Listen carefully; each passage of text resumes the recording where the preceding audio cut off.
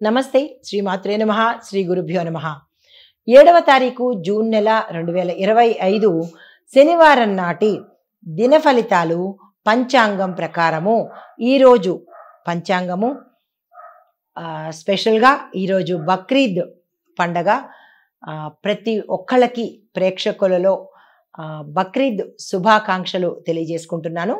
అయితే శ్రీ విశ్వావసు నామ సంవత్సరం ఉత్తరాయణం గ్రీష్మ ఋతువు జ్యేష్ఠమాసం శుక్లపక్షం. ఈరోజు సూర్యోదయ సమయము తెల్లవారుజామున 5:44 సూర్యాస్తమ సమయం సాయంత్రం 6:45. ఈరోజు తిథి ద్వాదశి ఉదయం 7:18 వరకు. నక్షత్రం చిత్తా నక్షత్రం ఉదయం 9:33 వరకు. తదుపరి స్వాతి నక్షత్ర ప్రవేశము. వర్జం 3 గంటల అంటే మధ్యాహ్నం 3:57 నుంచి సాయంత్రం 5:45 వరకు. దుర్ముహూర్త సమయం ఉదయం 7:29 నుంచి ఉదయం 8:21 వరకు. తదుపరి రాహుకాలం ఉదయం 8:59 నుంచి ఉదయం 10:37 వరకు. యమగండ కాలము మధ్యాహ్నం 1:52 నుంచి మధ్యాహ్నం 3:30 వరకు. బ్రహ్మముహూర్త సమయం తెల్లవారుజామున 4:08 నుంచి 4:56 వరకు.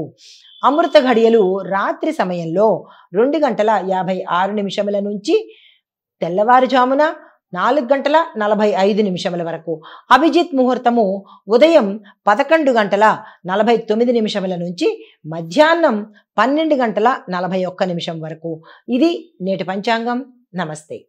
నమస్తే. ఈరోజు జూన్ 7, 2025 నాటి దిన ఫలితాలలో గ్రహస్థితులు మేషాది ద్వాదశ రాశుల వారికి ఎలాగా ఉండబోతోంది, దాని యొక్క ఫలితాలు ప్రభావాలు ఏమిటి అనే అంశంలో ముందుగా గ్రహస్థితి చూసినట్టయితే చంద్రుడు కన్యా రాశిలో హస్తా నక్షత్రంలో ఉన్నాడు. దీని యొక్క ప్రత్యేకత ఏంటంటే శనిగ్రహ ప్రభావము ఈరోజు చాలా ఎక్కువగా ఉంటుంది ఈరోజు అన్ని రాశుల వారికి. అయితే మీరు శాంతియుతంగా వ్యవహరించాలి.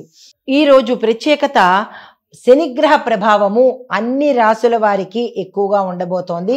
చాలా అగ్రెసివ్గా ఉండబోతున్నారు. శాంతియుతంగా వ్యవహరించే ప్రయత్నం తప్పనిసరిగా అన్ని రాశుల వాళ్ళు అన్ని రంగాల వాళ్ళు చేసుకోవాల్సిందే.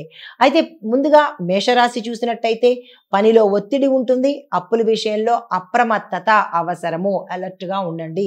మిత్రుల మధ్య విభేదాలు వచ్చే అవకాశం కూడా గోచరిస్తోంది. జాగ్రత్తలు తీసుకోండి. మీకు చెప్పదగిన పరిహారము శనేశ్వరుడికి పూజ చేసుకుని నల్లని వస్త్రాలను ఈరోజు దానంగా ఇచ్చుకున్నట్టయితే కొంత సానుకూలమైన ఫలితాలు పొందుతారు. తదుపరి రాశి వృషభ రాశి. ఈ రాశిలో ఉండే వారికి కుటుంబాల్లో అనుబంధాలు బలపడతాయి. గతంలో విభేదాలు ఉన్నట్టయితే కనుక ఈ రోజు నుంచి కుటుంబంలో అన్యోన్యత ఏర్పడే అవకాశం కనబడుతోంది. ఆకస్మిక ధన సూచన గోచరిస్తోంది. ఉద్యోగాల్లో గౌరవప్రదంగా ఉంటుంది. సంఘంలో సన్మానాలు సత్కారాలు పొందే అవకాశం కనబడుతోంది. మీకు చెప్పదగిన పరిహారము లక్ష్మీ అమ్మవారి ఆలయ దర్శనం చేసుకోండి. అమ్మవారికి కుంకుమ పూజ మీ పేరిట అర్చన చేయించుకునే ప్రయత్నం చేయండి. తదుపరి రాశి మిథున రాశి. ఈ రాశి వారికి పనుల్లో గందరగోళం ఉంటుంది. స్థిరత్వం ఉండదు. వేవరింగ్గా ఉంటారు.